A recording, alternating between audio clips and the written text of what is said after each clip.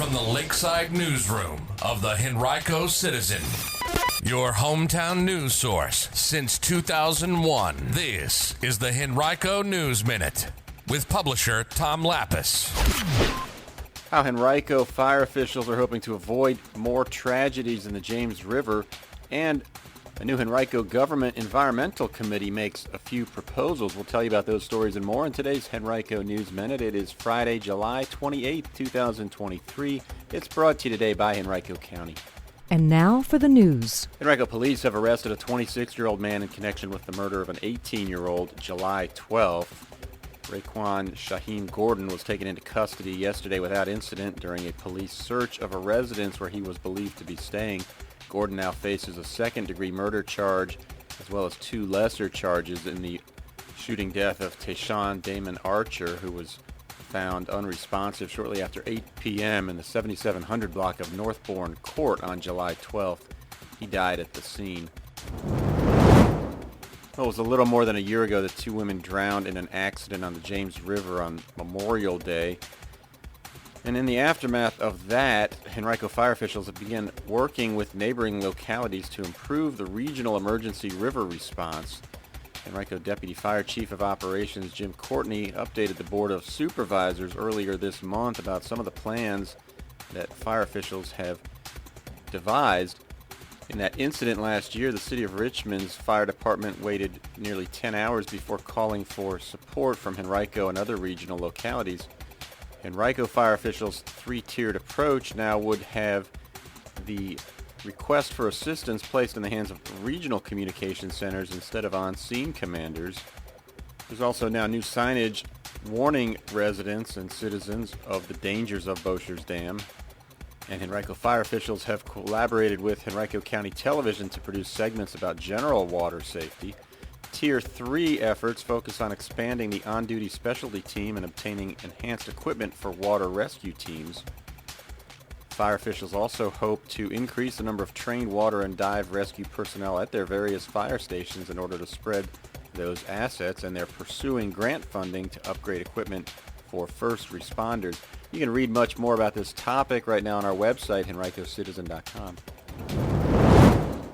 Well, as you may have noticed, the price of gas is skyrocketing again. The average price of a gallon of unleaded gas in Metro Richmond and in Virginia as a whole is up 11 cents in 1 week to $3.52 in both cases, according to AAA. You may have paid even more than that yesterday, as I did. Nationally, the average cost per gallon is $3.71, up 13 cents since last week. AAA attributes the jump to the rising cost of oil, which is up nearly $4 in the past few days, nearing $80 a barrel.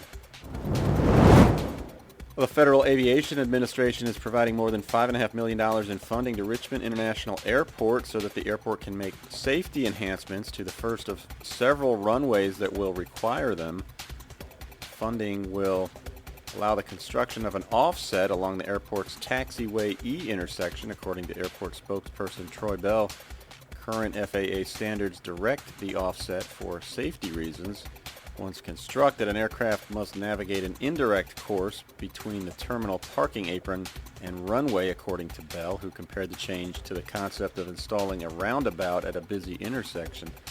Additional taxiways at RIC are slated for the same type of construction, but those have not yet been scheduled or funded. Work on the Taxiway E offset could begin as soon as October. And Henrico's Environmental Action Resource Team, or HART, a collection of government employees from various Henrico agencies, has made several environmental-themed proposals for the county's Board of Supervisors to consider. Earlier this month, officials presented those to the board during a work session.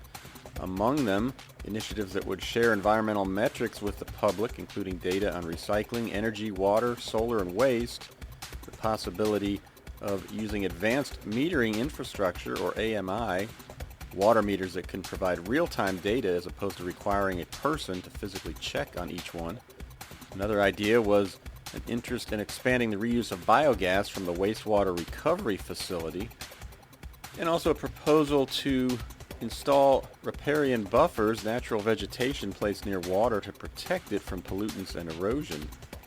Officials also recommended identifying areas that lack active transportation options like bike, transit, or sidewalk connections and bringing them to the attention of Department of Public Works officials.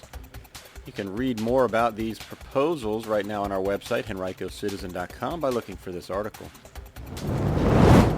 Today's Henrico News Minute has been brought to you by Henrico County. Henrico County is now hiring.